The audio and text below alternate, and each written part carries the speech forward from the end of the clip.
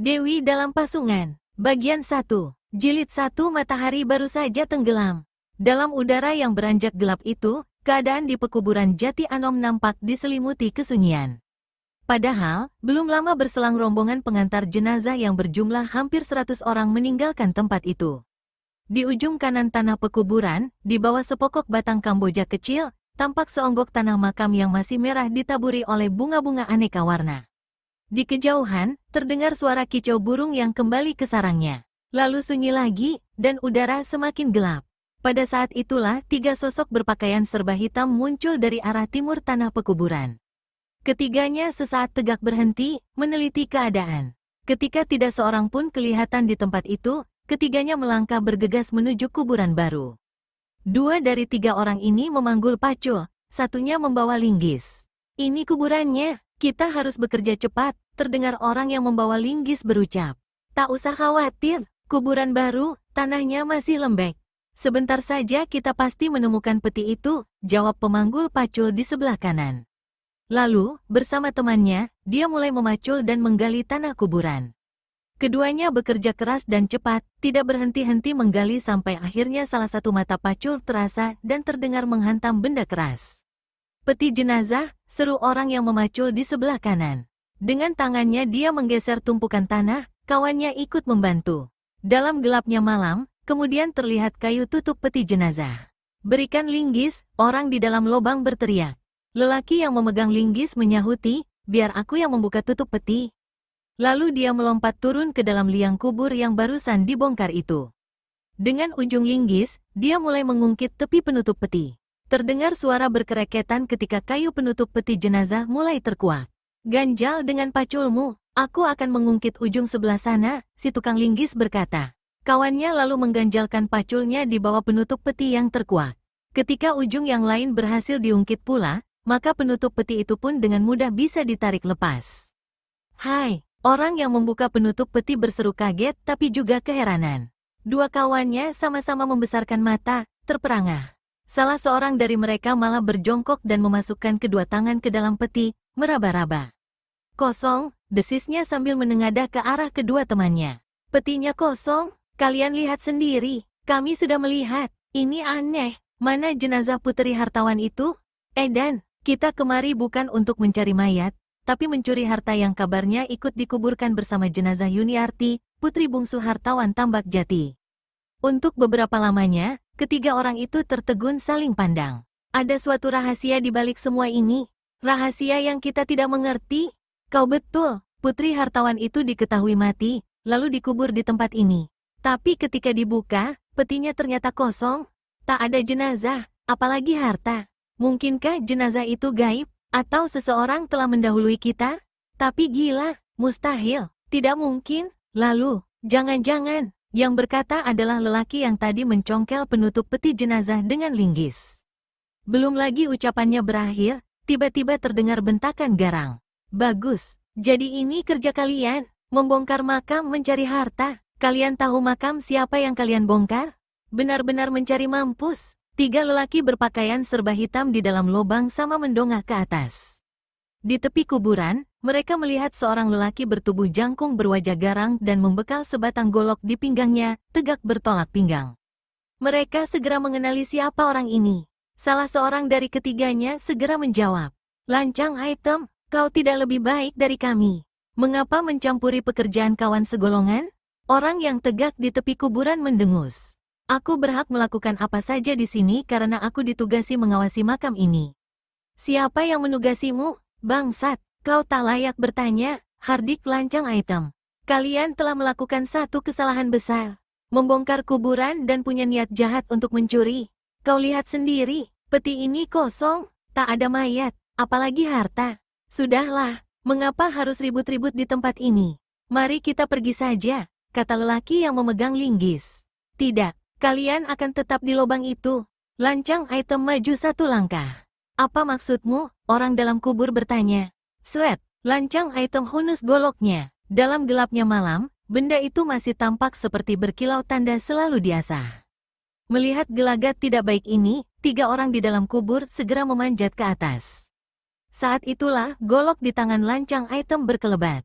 Terdengar dua pekikan berturut-turut. Dua orang di samping kanan yang tengah berusaha memanjat dan keluar dari dalam kubur kembali jatuh dengan punggung luka besar dan satu lagi hampir putus pangkal lehernya. Lelaki ketiga melindungi dirinya dengan linggis besi sewaktu golok di tangan lancang item kembali membabat. Terang, bunga api memercik ketika golok tajam dan besi linggis beradu. Yang memegang linggis merasakan tangannya bergetar keras. Saat itu, kembali dilihatnya golok datang menyambar. Untuk kedua kalinya dia angsurkan linggis ke atas. Tapi sekali ini lancang item tidak mau melakukan bentrokan lagi. Golok di tangannya diputar. Senjata ini berubah dari membabat menjadi membacok. Terdengar pekik ketiga. Lelaki yang memegang linggis rubuh ke dalam kubur dengan kepala hampir terbelah. Maling-maling picisan mau berlagak melawanku, ujar lancang item. Lalu dia masukkan jari telunjuk dan ibu jari tangan kanannya ke dalam mulut. Terdengar suitan nyaring. Sesaat kemudian, dua orang bergegas muncul dari arah barat. Lekas kalian timbun makam ini, berkata lancang item begitu dua orang tadi sampai di hadapannya. Keduanya mengangguk. Kalian bisa pergunakan dua pacul yang ada di dalam sana. Kembali dua orang itu mengangguk. Tapi ketika hendak mengambil pacul, mereka melihat tiga sosok tubuh yang saling timpang tindih di dalam lubang. Dua mungkin sudah mati, satu masih terdengar mengerang. Lancang item segera maklum keraguan mereka. Maka dia pun menghardik, kalau aku perintahkan kalian menimbun kuburan, berarti apapun yang ada di dalamnya harus kalian timbun. Lakukan cepat, lancang item memandang berkeliling. Dia khawatir kalau ada orang lain berada di sekitar situ dan sempat menyaksikan apa yang terjadi. Mendengar bentakan lancang item, dua orang tadi segera mengambil dua pacul di dalam kubur, lalu dengan cepat kembali menimbun dan menguruk kuburan yang tadi sempat digali oleh tiga orang pencuri harta. Pekerjaan kami telah selesai, lancang, seorang penimbun memberitahu. Lancang item mengangguk, lalu keluarkan sebuah kantong dari balik pakaiannya. Kantong itu dilemparkannya pada orang yang tegak di sebelah kanan. Bagi dua uang itu, dan mulai saat ini, kalian harus meninggalkan daerah ini. Tidak boleh kembali dengan alasan apapun. Bila rahasia ini tersebar di luaran, berarti kalian yang membuka dan menyebarkannya. Aku akan mencari dan membunuh kalian. Mengerti? Kami mengerti, lancang. Nah, pergilah. Bawa pacul-pacul itu, buang di tempat jauh. Untuk beberapa lamanya, lancang item masih tegak di tempat itu, memperhatikan kepergian dua orang yang membawa pacul. Setelah keduanya lenyap di kegelapan malam, baru dia beranjak meninggalkan tempat itu. Jilid 2. Tiga orang putra Raden Tambak Jati Kalidiningrat duduk mengelilingi ayah mereka, sementara ibunda ketiganya berada di kamar tidur dalam suasana duka. Ketiga putra yang datang dari jauh ini sama menyesalkan mengapa adik mereka begitu cepat dimakamkan tanpa menunggu kedatangan mereka hingga tak dapat melihat si adik untuk penghabisan kali. Adik kalian meninggal karena penyakit sampar, Raden Tambak Jati berkata dengan menundukkan kepala.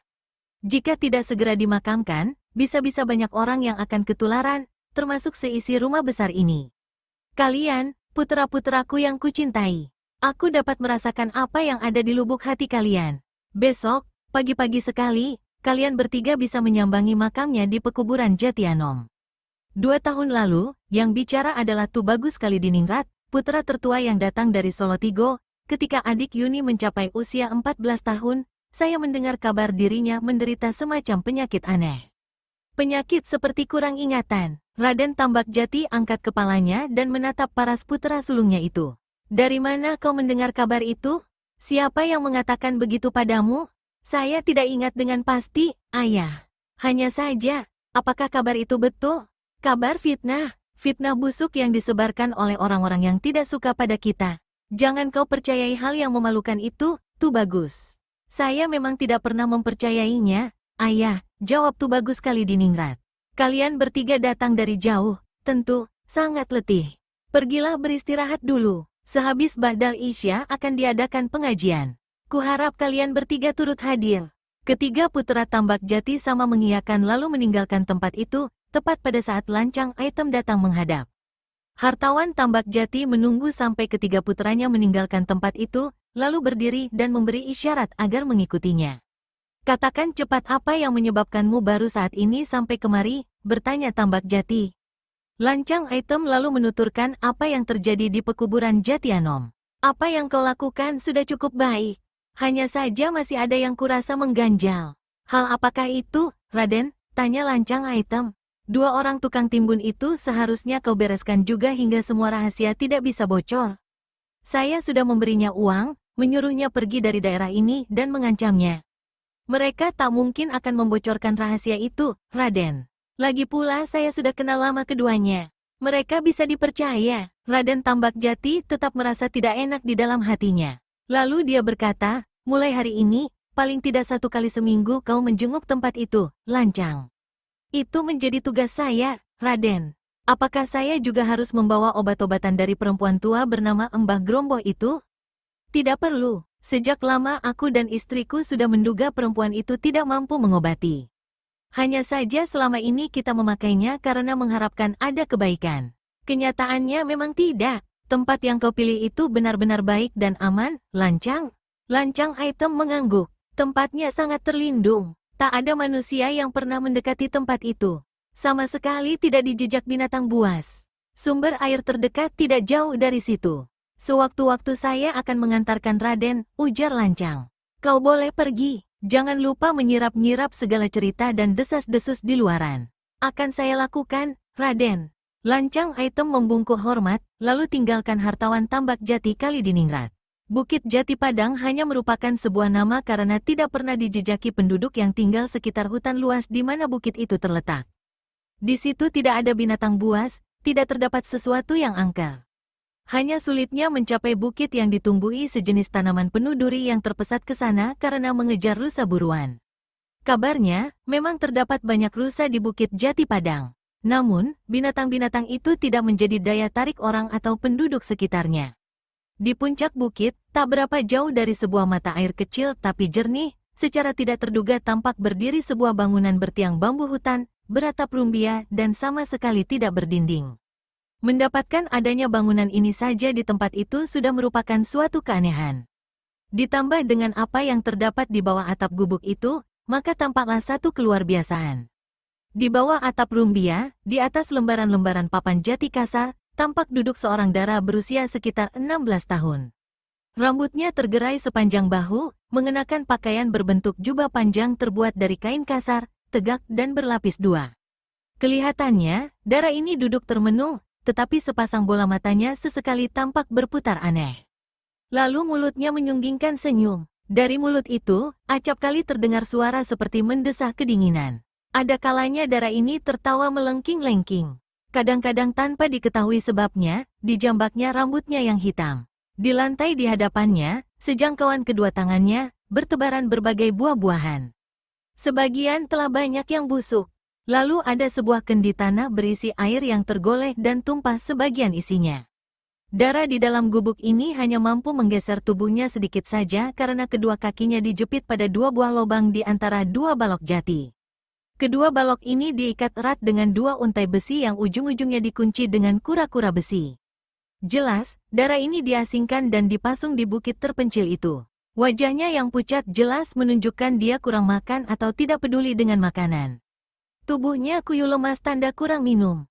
Kulitnya yang kuning langsat tertutup debu dan daki yang mulai menebal.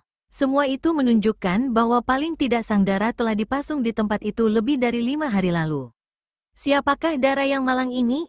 Lalu siapa pula yang begitu sampai hati membawanya ke puncak Bukit Jati Padang dan memasung kedua kakinya dalam balok jati? Dara berwajah panjang yang tersembunyi kecantikannya di bawah keadaan dan penderitaan itu adalah Yuniarti Kalidiningrat, putri tunggal atau anak bungsu hartawan Tambak Jati. 5 hari lalu, dia diberitakan meninggal dunia karena menderita penyakit sampar. Jenazahnya dikuburkan dengan terburu-buru sampai-sampai 3 orang kakaknya tidak sempat melihatnya untuk penghabisan kali. Namun, apa yang terjadi sesungguhnya adalah bahwa dara itu tidak pernah meninggal dunia. Acara kematian dan penguburan semua adalah sandiwara belaka, diatur oleh sang ayah ibu dan orang kepercayaan hartawan Tambak Jati yaitu Lancang Item. Sejak 2 tahun sebelumnya, Yuniarti yang waktu itu berusia 14 tahun ditimpa malapetaka mengenaskan. Dara yang beranjak remaja putri ini tiba-tiba saja menunjukkan kelainan pada sikap dan gerak-geriknya. Sikap dan keadaan Yuniarti adalah sikap seorang yang kurang waras, kurang ingatan, alias gila. Berbagai usaha telah dilakukan secara diam-diam oleh kedua orang tuanya untuk mengobati putri tunggal mereka itu. Namun sia-sia belaka. Sang Dara tidak dapat disembuhkan. Sebagai turunan istana, tentu saja Tambak Jati Kalidiningrat dan istrinya akan mendapat malu besar kalau gilanya putri mereka sampai diketahui orang luar. Karena merasa mereka tidak dapat lagi menjaga dan mengasuh anaknya, ditambah entah setan dari mana yang datang merasuk, dibantu oleh lancang item, maka disusunlah satu rencana di luar batas kemanusiaan. Yuniarti harus keluar dari rumah besar, disembunyikan di satu tempat dan di tempat itu dia harus dipasung hingga tidak mungkin melarikan diri. Lancang item ditugaskan paling tidak 1 kali seminggu mengurus keperluan gadis itu, mengantarkan makanan dan sebagainya. Agar lengkapnya Sang Dara tidak menimbulkan kecurigaan, maka disusunlah sandiwara kematian dan pemakaman Yuniarti. Padahal, peti mati tidak berisi apa-apa alias kosong. 3 orang pencuri bernasib malang ketika mereka ketahuan membongkar kuburan dan mendapatkan peti mati dalam keadaan kosong. Agar rahasia peti kosong itu tidak sampai diketahui orang, lancang item yang memang ditugaskan untuk menjaga segala kemungkinan langsung membunuh ketiga pencuri itu. Pada hari ke-6, tak ada lagi buah-buahan atau makanan lain yang bisa dimakan. Air dalam kendi tanah sudah lama kering. Tetapi Sang Dara yang tidak waras pikirannya itu sama sekali tidak acuh. Sepanjang hari dia tertawa atau mengeluarkan suara seperti menangis hingga suaranya menjadi parau. Pakaian dan tubuhnya semakin kotor. Rambutnya berlapis debu pada siang hari dan berlapis embun pada malam hari. Berkali-kali dia menyentak-nyentakkan kedua kakinya seperti berusaha melepaskan jepitan balok kayu jati, tetapi sia-sia saja. Kedua pergelangan kakinya tampak luka dan lecet.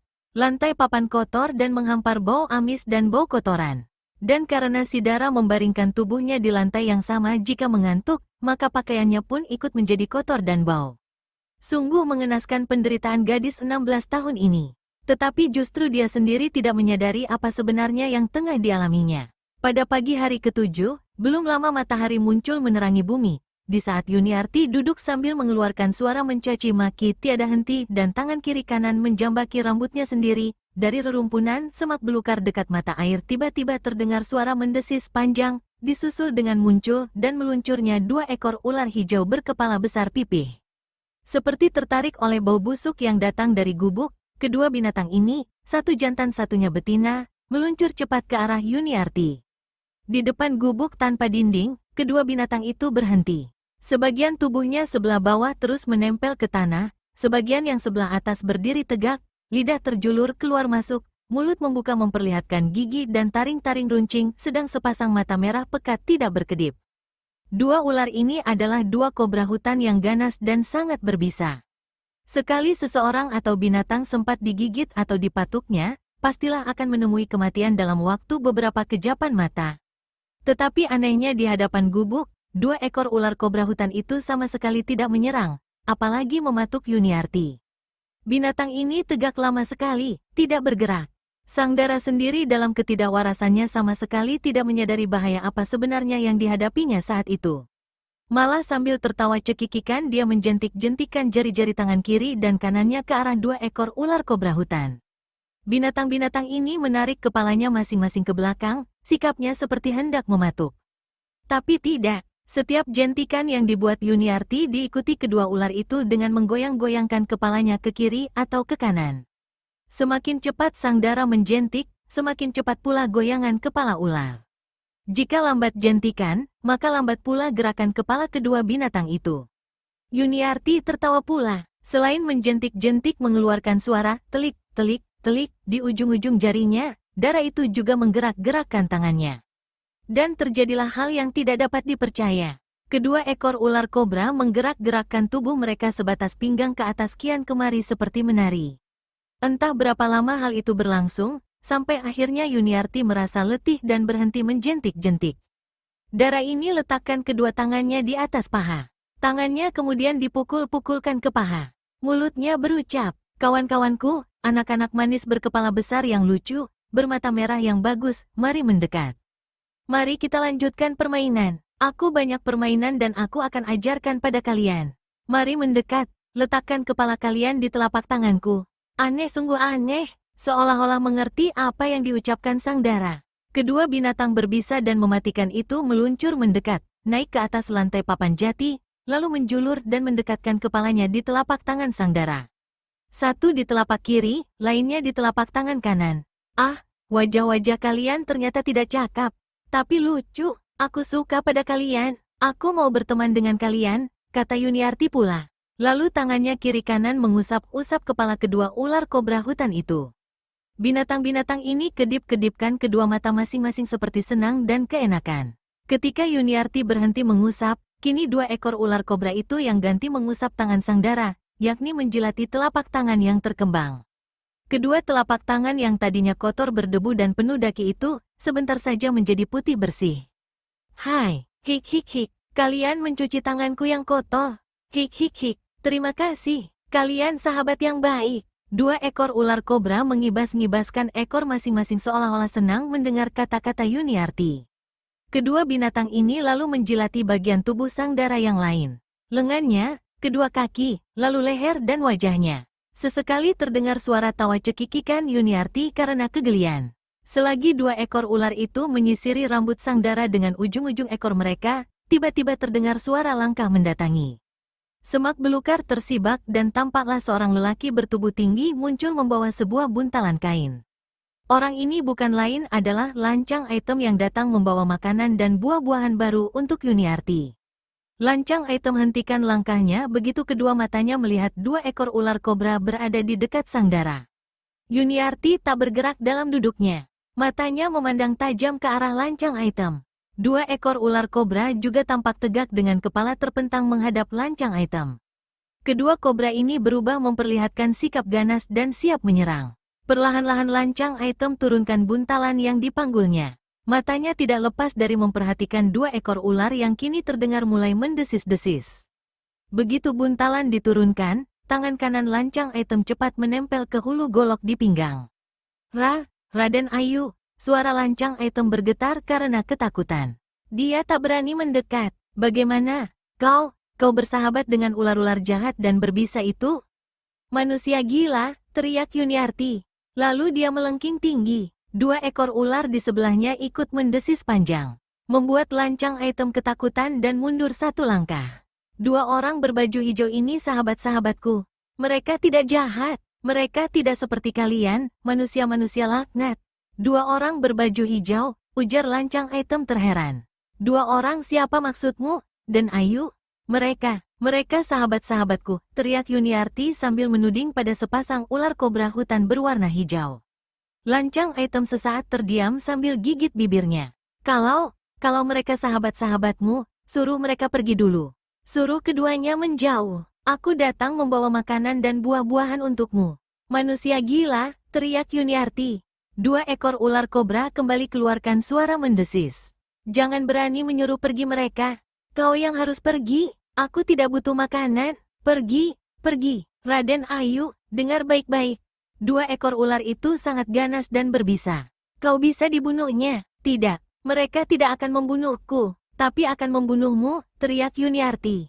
Lalu dia berpaling pada kedua binatang itu dan berkata, sahabat-sahabatku, bunuh manusia jelek itu. Hik. Dua ekor kobra hutan tarik kepala masing-masing ke belakang. Mulut mendesis. Lalu, laksana terbang, kedua binatang itu melompat ke arah Lancang Item. Lancang Item yang sejak tadi memang sudah berjaga-jaga, melihat dua ekor ular melesat ke arahnya. Cepat bertindak mundur sambil mencabut golok dan menyabet ke depan. Tapi lelaki ini kalah cepat. Goloknya baru mampu keluar setengah badan saja dari dalam sarung ketika dua ekor ular kobra mematuk tubuhnya, satu di dada, satu lagi di bagian perut. Lancang Item keluarkan pekik setinggi langit. Golok dibuang ke tanah. Dia membalikkan tubuh, lalu lari sekencang yang bisa dilakukannya ke bagian lereng bukit di mana dia meninggalkan kudanya. Begitu sampai di tempat kuda tertambat, lelaki ini langsung melepaskan ikatan kuda, melompat ke punggung binatang ini dan memacunya sekencang-kencangnya. Lancang Item tahu kalau bahaya maut tengah menghadangnya. Meskipun demikian, dia berusaha menyelamatkan diri dengan mengeluarkan bisa ular yang mulai menjalar di tubuhnya. Dengan sebilah pisau kecil, dia menoreh dua patukan ular lalu memencetnya kuat-kuat hingga darah menyembur. Apa yang dilakukan Lancang Item hanya mampu menunda kematiannya beberapa ketika. Di tengah jalan, jauh sebelum mencapai gedung kediaman hartawan Tambak Jati Kalidiningrat, lelaki ini menghembuskan napas. Ketika kuda sampai di pintu gerbang halaman kediaman Tambak Jati, binatang ini hanya tinggal membawa mayat penunggangnya. Hartawan Tambak Jati jatuh terduduk di kursinya dengan kedua tangan ditutupkan ke wajahnya yang pucat. Istrinya telah lebih dulu jatuh pingsan dan dibawa masuk ke dalam kamar, dibaringkan di atas tempat tidur. Penyebabnya tidak lain ketika kedua suami istri ini menerima kabar kematian Lancang Item, yang berarti sangat sulit bagi mereka untuk dapat menemukan kembali puteri mereka yang dipasung dan dikucilkan. Karena kecuali Lancang Item, tak ada lagi orang lain yang mengetahui di mana Yuniarti disembunyikan dan diasingkan.